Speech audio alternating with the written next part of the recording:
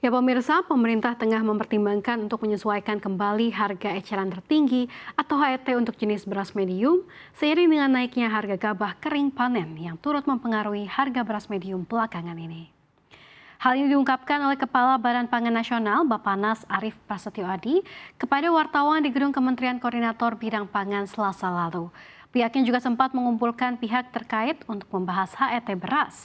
Dalam pertemuan tersebut, dibahas pula jika gabah ataupun harga gabah naik level 7.000 per kilogram saat masa panen habis.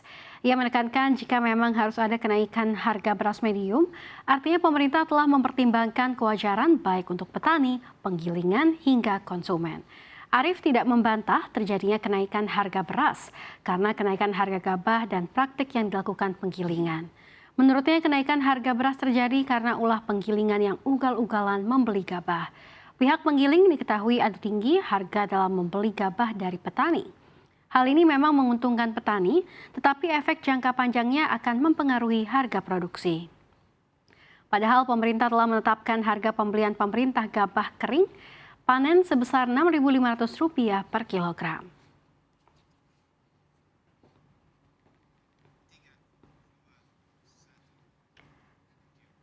Beralih ke berita terpopuler lainnya, Ketua Umum Gabungan Organisasi Peternak Ayam Nasional, Parjuni mengatakan jika kesepakatan tarif resiprokal dengan Trump akan membuka keran impor bungkil kedelai yang lebih besar, maka akan menguntungkan peternak di dalam negeri. Selama ini Indonesia memang masih mengimpor sejumlah komoditas dari Amerika Serikat, yakni kedelai, biji-bijian fermentasi atau distillers grain, bungkil kedelai, produk susu, gandum, daging sapi dan olahannya, makanan olahan, kapas, buah-buahan, serta pakan dan hijauan lainnya. Tim riset CNN Indonesia mencatat pada tahun 2024, Indonesia mengimpor total 2,91 miliar dolar produk pertanian dari Amerika Serikat, turun dari 2023 yang mencapai 3,03 miliar dolar. Rata-rata sepanjang tahun 2020 sampai 2024, Indonesia mengimpor 2.987 miliar dolar produk pertanian dari Amerika Serikat. Dengan adanya kesepakatan tersebut, bisa jadi produk pertanian AS akan semakin banyak diimpor oleh bungkil kedelai. Adalah bungkil kedelai, di mana produk digunakan sebagai bahan baku untuk pakan ternak. Parjuni mengatakan pada ujungnya konsumen juga akan diuntungkan. Dengan catatan pemerintah bisa menjamin hasil kesepakatan ini tidak hanya dinikmati oleh perusahaan pakan yang kemudian akan menguntungkan peternak skala besar maupun perusahaan peternak ayam di dalam negeri.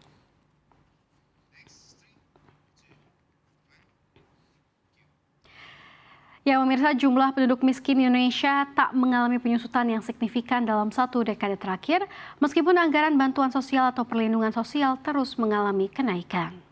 Mengutip catatan Badan Pusat Statistik, angka kemiskinan yang terakhir dipublikasikan per September 2024 masih sebanyak 24,06 juta orang, sedikit lebih rendah dari posisi per September 2019 yang sebanyak 24,78 juta orang. Pada September 2014, jumlah penduduk miskin sebanyak 27,73 orang. Sementara itu, anggaran Perlinsos dari tahun ke tahunnya terus mengalami kenaikan. Pada 2025, nilainya telah mencapai 503,2 triliun rupiah lebih, yang lebih tinggi dari posisi pada 2024 yang sebesar 496,8 triliun rupiah. Lalu pada 2023 masih sebanyak 476 triliun rupiah dan pada 2022 senilai 431,5 triliun rupiah. Analis senior Indonesia Strategic and Economic Action Institution, Roni Pesasmita menegaskan, anggaran perlinsos atau bansos memang bukan didesain pemerintahan manapun untuk mengentaskan kemiskinan, melainkan sebatas mengurangi beban pengeluaran dasar masyarakat yang miskin. Di sisi lain, pertumbuhan ekonomi Indonesia dalam 10 tahun terakhir memang masih di bawah titik optimumnya, sehingga lapangan pekerjaan yang tidak layak tidak terbentuk sebagaimana mestinya. Akibatnya, banyak masyarakat akhirnya tidak berpendapatan secara layak yang bisa memenuhi kebutuhan minimal mereka.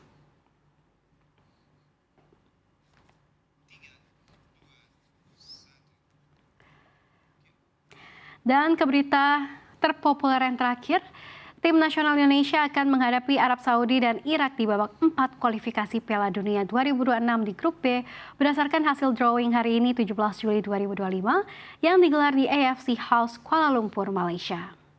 Timnas Garuda dijadwalkan melakoni gala perdana melawan tuan rumah Grup B Arab Saudi pada 8 Oktober 2025. 3 hari berselang, tepatnya 11 Oktober 2025, Indonesia akan menghadapi pertandingan penentuan melawan Irak. Apabila timnas Indonesia mampu menyapu bersih 2 laga tersebut dengan kemenangan, maka tiket ke Piala Dunia 2026 akan berada di tangan. Capaian ini akan menjadi sejarah besar bagi sepak bola Indonesia untuk bisa tampil di panggung tertinggi sepak bola dunia. Dari total 17 pertemuan melawan Arab Saudi, Indonesia hanya mampu meraih 1 kemenangan yang terjadi pada laga persahabatan di Stadion Gelora Bung Karno pada November 2014. Sisanya Indonesia menelan 12 kekalahan dan mencatatkan 4 hasil imbang, menunjukkan dominasi kuat Arab Saudi dalam pertemuan kedua tim. Pertemuan melawan Irak juga menjadi tantangan berat.